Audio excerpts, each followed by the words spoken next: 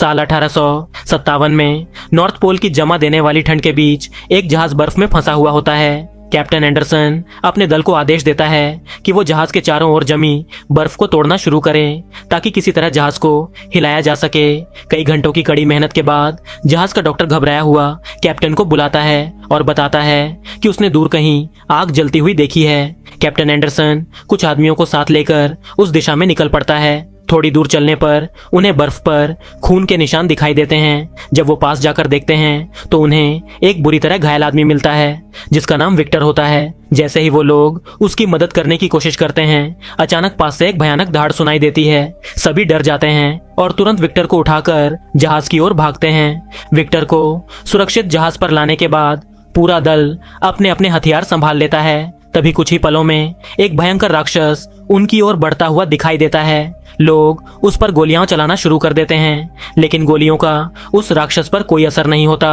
वो जहाज तक पहुंच जाता है और अपनी जबरदस्त ताकत से सिपाहियों को मारना शुरू कर देता है। राक्षस जहाज पर चढ़कर गरजती हुई आवाज में कहता है कि विक्टर को उसके हवाले कर दिया जाए, लेकिन दल के लोग मना कर देते हैं। इसके बाद वो और ज्यादा गुस्से में आकर सभी पर हमला कर देता है और एक एक करके लोगों को गिरा देता है। हालात बिगड़ते देख कैप्टन एंडरसन अपनी शॉटगन निकालता है और पूरी ताकत से फायर करता है। इस बार गोली राक्षस को जोर से लगती है और वो जहाज से नीचे गिर जाता है। हालांकि वो अब भी जिंदा रहता है। तुरंत आदमी सीढ़ी को ऊपर खींच लेते हैं ताकि राक्षस दोबारा जहाज पर न चढ़ सके। गुस्से से बौखलाया हुआ राक्षस जहाज को जोर जोर से धक्का देने लगता है, जिससे जहाज एक तरफ झुकने लगता है। आखिरकार कैप्टन एंडरसन एक आखिरी दांव खेलता है। वो इस बार राक्षस पर नहीं बल्कि उसके पैरों के नीचे जमी बर्फ पर गोली चलाता है। बर्फ टूट जाती है और राक्षस ठंडे गहरे पानी में डूब जाता है। कुछ समय बाद जहाज पर डॉक्टर विक्टर का इलाज करता है। होश में आते ही विक्टर डरावनी आवाज में कहता है कि वो राक्षस वापस आएगा क्योंकि उसे मारा नहीं जा सकता। जो भी उसे रोकने की कोशिश करेगा वो सबको मार डालेगा क्योंकि उस राक्षस को उसी ने बनाया है। विक्टर कैप्टन एंडरसन से कहता है कि अगर वो फिर लौटे तो राक्षस को उसी के हवाले कर देना चाहिए। इसके बाद वो अपनी पूरी कहानी सुनाना शुरू करता है कि आखिर ये सब कैसे शुरू हुआ। विक्टर बताता है कि वो मशहूर सर्जन लियोपोल्ड का बेटा है। लियोपोल्ड ने उसकी माँ से सिर्फ दौलत के लिए शादी की थी। वो ज्यादातर घर से बाहर रहता, लेकिन जब भी आता तो बेहद सख्त और निर्दयी बन जाता। वो अपनी पत्नी को जबरदस्ती खाना खिलाता और ये तय करता कि वो कब और कितना खाएगी। विक्टर के माता पिता के बीच अक्सर पैसों और उसकी परवरिश को लेकर झगड़े होते रहते थे। हर झगड़े के बाद छोटा विक्टर अपनी रोती हुई माँ को चुप कराता और धीरे धीरे समझने लगता कि उसके पिता उनसे नफरत करते हैं। लियोपोल्ड विक्टर को दवाइयों और शरीर की बनावट के बारे में सिखाता था, लेकिन जरा सी गलती पर छड़ी से उसके चेहरे पर मार देता। एक दिन विक्टर की माँ को प्रसव पीड़ा होती है। लियोपोल्ड मदद करने की कोशिश करता है। बच्चा पैदा तो हो जाता है, लेकिन ज्यादा खून बह जाने की वजह से उसकी माँ मर जाती है। माँ की मौत के बाद विक्टर पूरी तरह अकेला पड़ जाता है। समय के साथ लियोपोल्ड सारा ध्यान अपने छोटे बेटे विलियम पर देने लगता है और विक्टर को बिल्कुल नजरअंदाज कर देता है। एक दिन विक्टर अपने पिता से कह देता है कि उन्होंने उसकी माँ को जानबूझकर मरने दिया क्योंकि वो वही बेटा चाहते थे जो अब उनके पास है। इस पर लियोपोल्ड ठंडे लहजे में जवाब देता है कि कोई भी मौत को नहीं हरा सकता। उसी पल विक्टर अपने मन में कसम खा लेता है कि एक दिन वो जिंदगी और मौत दोनों पर काबू पाएगा। उसी रात विक्टर एक डरावना सपना देखता है जिसमें एक काला फरिश्ता आग की लपटों से घिरा होता है। यही सपना उसके अंदर एक खतरनाक जुनून भर देता है, अपने पिता से भी बड़ा सर्जन बनने का। इसी बीच वर्तमान में वो राक्षस बर्फ तोड़कर फिर से सतह पर आ जाता है और जहाज की तलाश करने लगता है। उधर जहाज पर विक्टर अपनी कहानी आगे बढ़ाता है। लियोपोल्ड की मौत के बाद विलियम को वियना भेज दिया जाता है, जबकि विक्टर पढ़ाई के लिए लंदन और एडिनबर्ग चला जाता है। वहां वो सालों तक सिर्फ एक ही काम करता है, ज्ञान इकट्ठा करना, ताकि वो मौत को हरा सके। साल 1855 में रॉयल कॉलेज ऑफ मेडिसिन में विक्टर सबके सामने अपनी थ्योरी रखता है कि इंसान मौत को रोक सकता है। वो एक लाश लेकर आता है जिसमें अलग अलग लोगों के शरीर के हिस्से जोड़े गए होते हैं। जैसे ही वो उसमें इलेक्ट्रिक करंट देता है, पूरा हॉल सन्न रह जाता है क्योंकि वो शरीर हिलने लगता है। लेकिन प्रोफेसर गुस्से में कह उठते हैं कि ये ईश्वर के खिलाफ है और जिंदगी और मौत सिर्फ भगवान के हाथ में है। विक्टर और प्रोफेसरों के बीच जोरदार बहस शुरू हो जाती है। भीड़ शोर मचाने लगती है, जबकि कोने में खड़ा एक शख्स हेनरिक चुपचाप ये सब देख रहा होता है। बाद में हेनरिक विक्टर के पास आता है और बताता है कि उसे विलियम ने भेजा है। वो कहता है कि वो जल्द ही अपनी मंगेतर के साथ विक्टर से मिलने वाला है। हेनरिक विक्टर की प्रस्तुति की तारीफ करता है, लेकिन साथ ही ये भी कहता है कि उसने जल्दबाजी में कुछ गलतियां कर दी थीं। फिर वो विक्टर को अपने साथ 3 दिन रुकने का न्योता देता है, क्योंकि वो उसे कुछ असाधारण दिखाना चाहता है। 3 दिन बाद विक्टर हेनरिक के घर पहुंचता है, जहां हेनरिक उसे इंसानी नसों का पूरा संरक्षित ढांचा दिखाता है, जिसे किसी कला की तरह सहेज कर रखा गया होता है। दोनों देर तक विज्ञान, शरीर और जीवन पर चर्चा करते हैं। हेनरिक विक्टर को सहयोग देने का वादा करता है, लेकिन यह भी कहता है कि कभी न कभी उसे भी एक एहसान चाहिए होगा। विक्टर बिना ज्यादा सोचे इसके लिए हामी भर देता है। इसके बाद विक्टर अपने भाई विलियम और उसकी मंगेतर एलिजाबेथ से मिलता है। डिनर के दौरान माहौल अचानक तनावपूर्ण हो जाता है, जब विलियम ताना मारते हुए कहता है कि विक्टर हमेशा सबका ध्यान अपनी तरफ खींचने की कोशिश करता है। बात और बिगड़ जाती है जब एलिजाबेथ भी विक्टर को मूर्ख कह देती है। ये शब्द विक्टर के दिल में गहरी चोट छोड़ जाते हैं। वर्तमान समय में जहाज पर बैठे विक्टर को जोर जोर से खांसी आने लगती है और वो खून उगल देता है।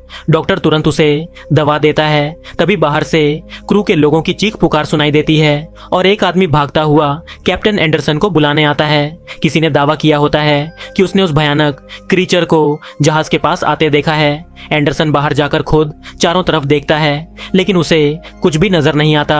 फिर भी क्रू के लोग डर से कांप उठते हैं और जोर देने लगते हैं कि विक्टर को जहाज से बाहर निकाल दिया जाए। एंडरसन सख्ती से सबको चुप कराता है और साफ कह देता है कि विक्टर उसकी सुरक्षा में है और कोई भी उसे हाथ नहीं लगाएगा। उसी समय थोड़ी दूरी पर वही क्रीचर चुपचाप जहाज को देख रहा होता है। जब एंडरसन वापस अंदर आता है तो विक्टर अपनी कहानी फिर से शुरू करता है। वो बताता है कि कुछ हफ्ते पहले उस असहज डिनर के बाद हेनरिक दोनों भाइयों को एक पुराने और सुनसान पड़े किले में ले गया था। वहीं विक्टर आखिरकार हेनरिक के साथ किए गए सौदे को स्वीकार कर लेता है और समझाने लगता है कि कैसे उस वीरान किले को एक शानदार और आधुनिक प्रयोगशाला में बदला जा सकता है। इसके बाद विक्टर पास के गांव जाने लगता है, जहां वो फांसी पर चढ़ाए गए अपराधियों के शव खरीदता है ताकि उनके अंगों से अपना भयानक प्रयोग पूरा कर सके। एक दिन उसे बड़ा आश्चर्य होता है जब वो उसी शहर में एलिजाबेथ को देखता है। विक्टर उसका पीछा करता है और देखता है कि वो एक चर्च में जाकर अपने गुनाहों का इकरार कर रही है।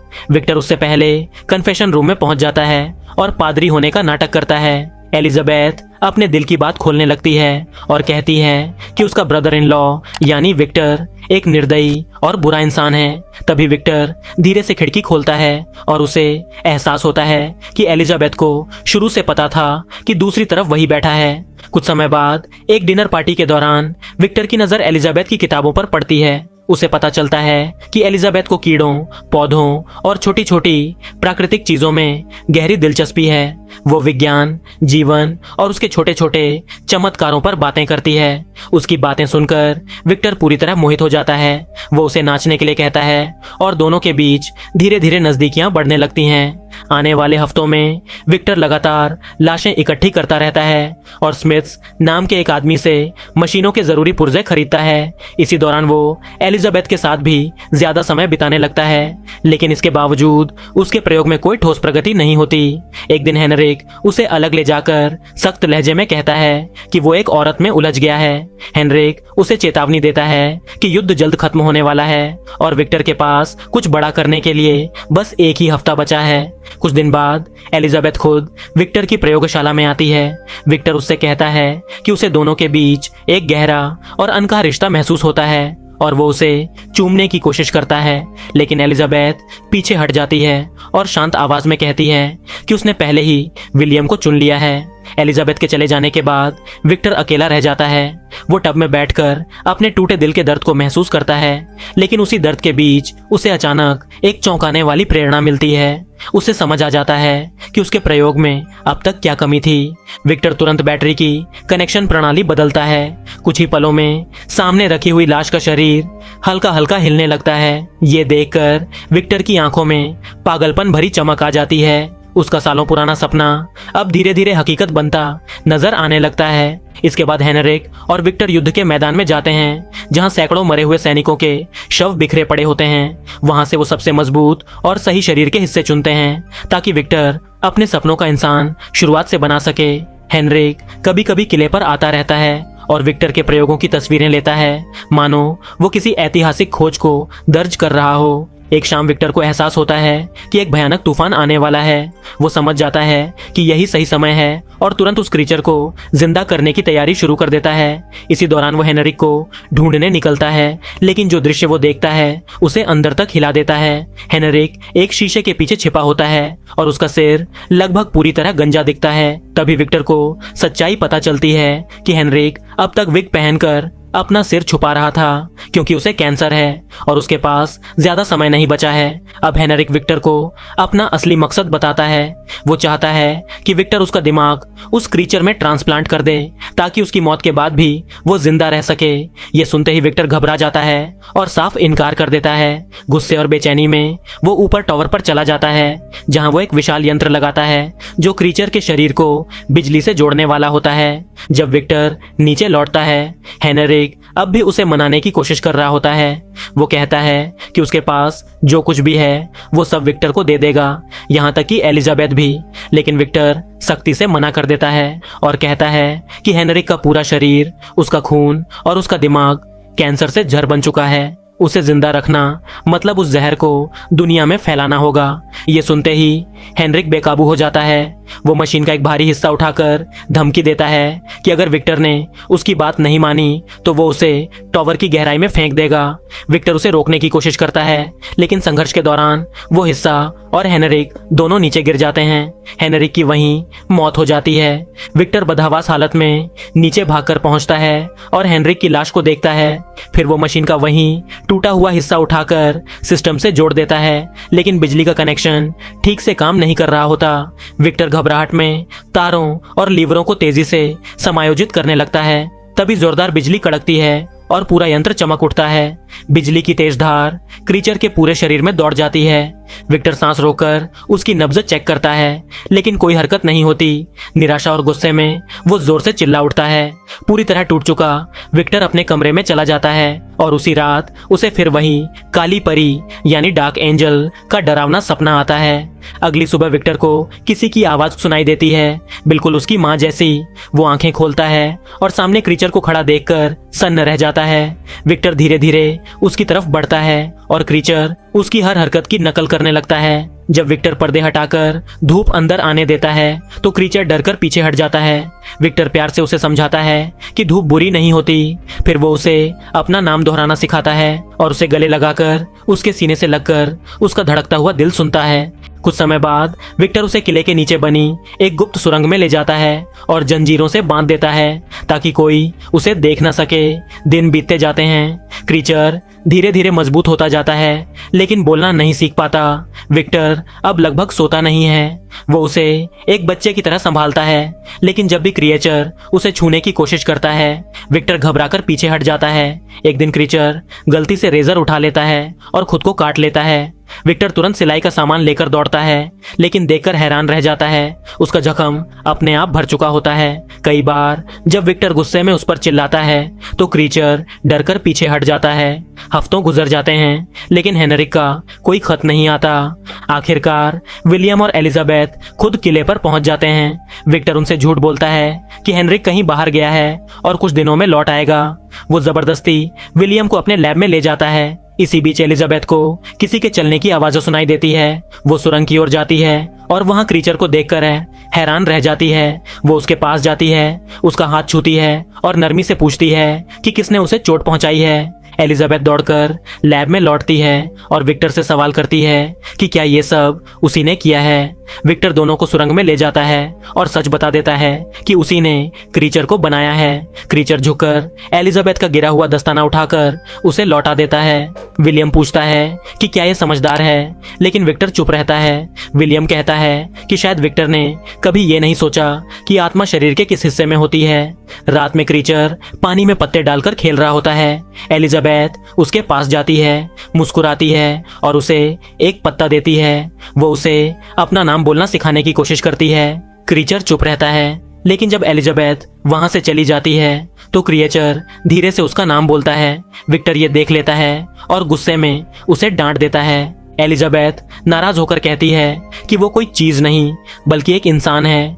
विक्टर झुंझलाकर कहता है कि क्रीचर का दिमाग काम नहीं कर रहा, शायद दिमाग का कनेक्शन फेल हो गया है। एलिजाबेथ उसकी आंखों में देखकर कहती है कि उसने क्रीचर की आंखों में समझ देखी है और असली राक्षस विक्टर है जो खुद को भगवान समझ बैठा है। गुस्से में विक्टर सुरंग में जाता है और क्रीचर को एक खास मुद्रा में खड़ा होने का आदेश देता है। जब क्रीचर नहीं मानता तो विक्टर उसे आग वाली लोहे की छड़ी से मारता है, ठीक वैसे ही जैसे उसके पिता उसके साथ किया करते थे। बार बार मार खाने और डांटने के बाद क्रीचर जोर से दहाड़ता है और उसी लोहे की छड़ी को अपने हाथों में मोड़ देता है। वो लगातार विक्टर दोहराता रहता है जब तक कि विक्टर वहां से चला नहीं जाता।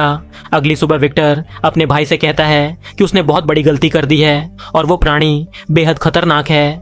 वो हेनरिक का शव दिखाकर झूठ बोलता है कि उसी क्रीचर ने हेनरिक को मारा। विक्टर विलियम को समझाता है कि वो एलिजाबेथ को लेकर किले से निकल जाए ताकि वो सुरक्षित रह सके। जाने से पहले विलियम पूछता है कि क्या वो प्राणी ज्यादा दिन जिएगा। विक्टर ठंडे स्वर में जवाब देता है कि उसकी जिंदगी बहुत छोटी होगी। इसके बाद विक्टर अपनी लैब और सुरंगों में हर जगह पेट्रोल डाल देता है। उसी वक्त एलिजाबेथ को अचानक बेचैनी होती है और वो जिद करती है कि गाड़ी रोकी जाए क्योंकि उन्हें वापस जाना चाहिए। दूसरी तरफ विक्टर आखिरी बार उस क्रीचर के पास जाता है और उससे कहता है कि वो कुछ बोले। प्राणी धीरे धीरे उसका नाम लेता है, विक्टर, एलिजाबेथ। एक पल के लिए विक्टर पूरी तरह सन्न रह जाता है, लेकिन फिर कठोर फैसला करता है कि ये काफी नहीं है। वो पूरे तहखाने में आग लगा देता है और क्रीचर को जंजीरों में बांधकर उसी सुरंग में छोड़ देता है। जब विक्टर बाहर निकलने लगता है तो प्राणी दर्द और डर से चिल्लाने लगता है, विक्टर, विक्टर। उसकी आवाज में इतनी बेचैनी होती है कि विक्टर का दिल डगमगा जाता है। वो लौटकर दरवाजा खोलने ही वाला होता है कि अचानक अंदर से आग का जोरदार गोला फटता है और विक्टर पीछे की ओर उछलकर गिर जाता है। उसकी टांग बुरी तरह जल जाती है। कुछ ही सेकंड बाद टॉवर जोरदार धमाके के साथ फट जाता है और पूरा किला राख में बदल जाता है। जब एलिजाबेथ वहां पहुंचती है तो उसे लगता है कि अब बहुत देर हो चुकी है। वर्तमान में एंडरसन बाहर से किसी की चीख सुनता है।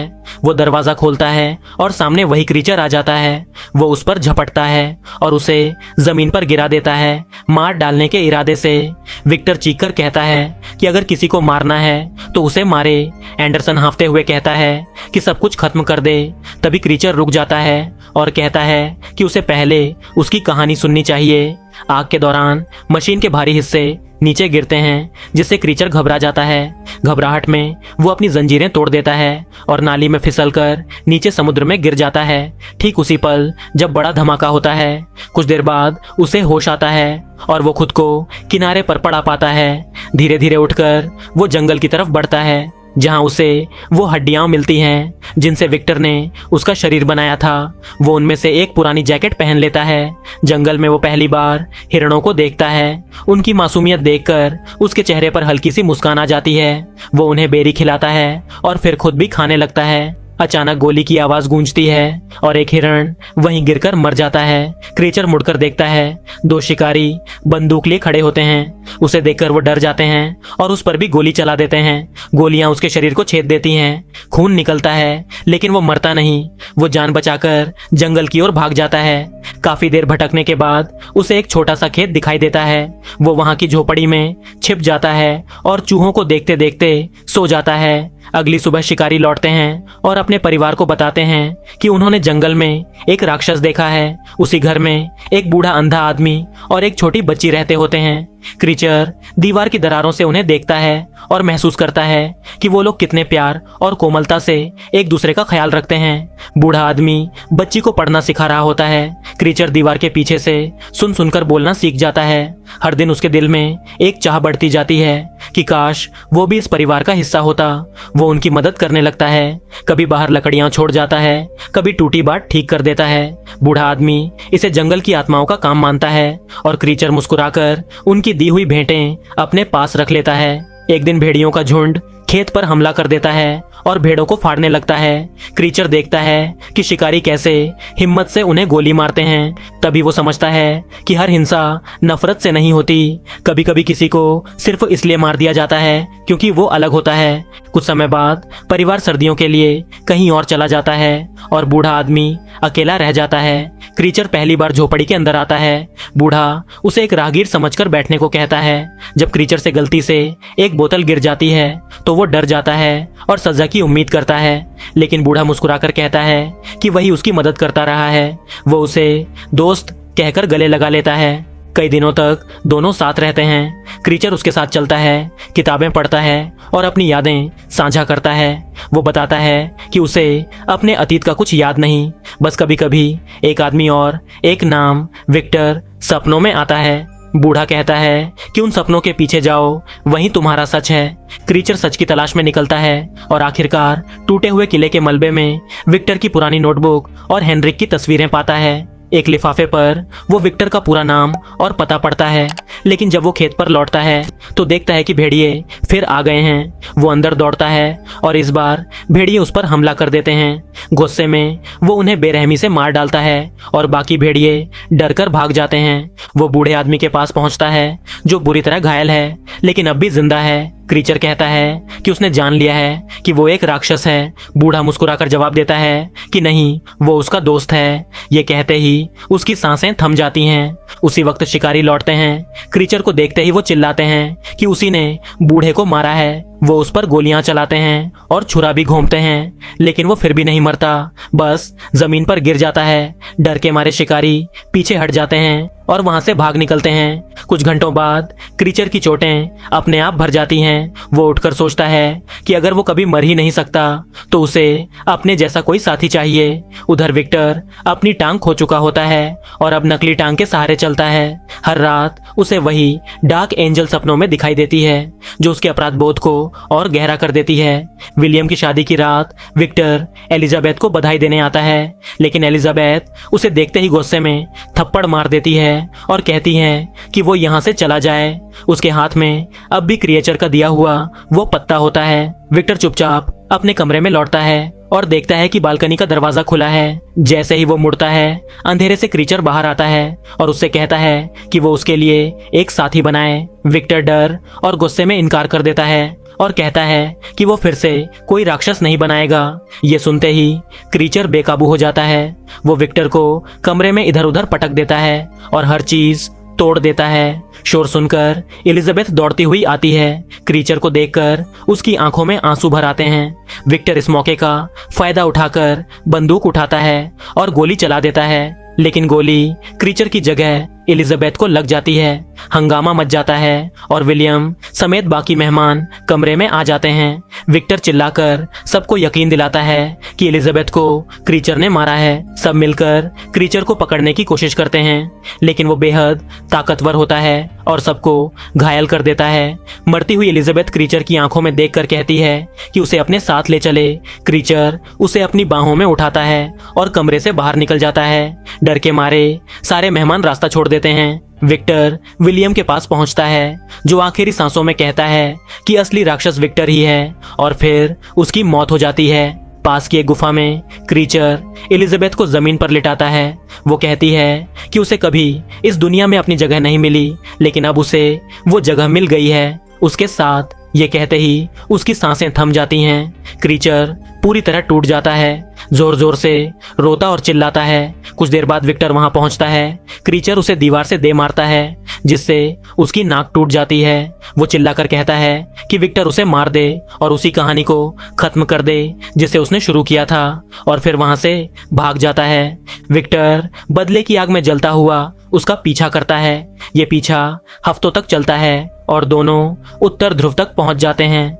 विक्टर वहां गोला बारूद और डायनामाइट खरीदता है। बर्फ पर तंबू लगाकर क्रीचर का इंतजार करता है। जैसे ही क्रीचर अंदर आता है, विक्टर उसकी हथेली में गोली मार देता है। क्रीचर पीछे हटता है, लेकिन अचानक पीछे से हमला कर विक्टर को बाहर घसीट लेता है। तंबू में रखी लैंप गिर जाती है और आग लग जाती है। क्रीचर विक्टर की नकली टांग तोड़ देता है। जब विक्टर छुरा चलाने की कोशिश करता है तो उसकी उंगलियां भी कुचल देता है। फिर वही छुरा उठाकर वो विक्टर के कंधे में घोंप देता है। विक्टर के बैग में उसे डायनामाइट मिल जाता है। वो कहता है कि शायद यही अब उन दोनों को मुक्त करेगा। वो विक्टर को मजबूर करता है कि वो उसे आग लगा दे और फिर उसे भागने देता है, लेकिन विक्टर भाग नहीं पाता। जोरदार धमाका होता है और विक्टर बर्फ की ढलान पर लुढ़कता चला जाता है। क्रीचर अब भी जिंदा रहता है। तभी एक जहाज की टीम उन्हें ढूंढ लेती है। वर्तमान में विक्टर क्रीचर का हाथ थामकर उससे माफी मांगता है और उसे अपना बेटा कहता है। क्रीचर रोती हुई आवाज में उसे माफ कर देता है और उसे पिता कहकर पुकारता है। विक्टर मुस्कुराते हुए आखिरी सांस लेता है। क्रीचर झुककर उसके माथे पर चुंबन देता है। एंडरसन अपने आदमियों को पीछे हटने का इशारा करता है और क्रीचर को जाने देता है। शुक्रिया अदा करते हुए क्रीचर जहाज को बर्फ से धकेलकर आजाद कर देता है। जब जहाज दूर निकल जाता है तो क्रीचर ठंडी हवा में खड़ा होकर सूरज को निहारता है, ठीक वैसे ही जैसे विक्टर ने कभी उसे सिखाया था। और इसी के साथ ये कहानी यहीं पर खत्म हो जाती है। तो दोस्तों, उम्मीद करता हूँ कि आपको ये एक्सप्लेनेशन पसंद आई होगी। अगर आपको पसंद आई तो इस वीडियो को लाइक, शेयर और चैनल को सब्सक्राइब कर दीजिए। और इसी तरह की वीडियो देखने के लिए स्क्रीन पर आ रही वीडियोस या फिर डिस्क्रिप्शन में दिए गए लिंक को चेक कीजिए। मिलते हैं अगली वीडियो में, तब तक के लिए बाय।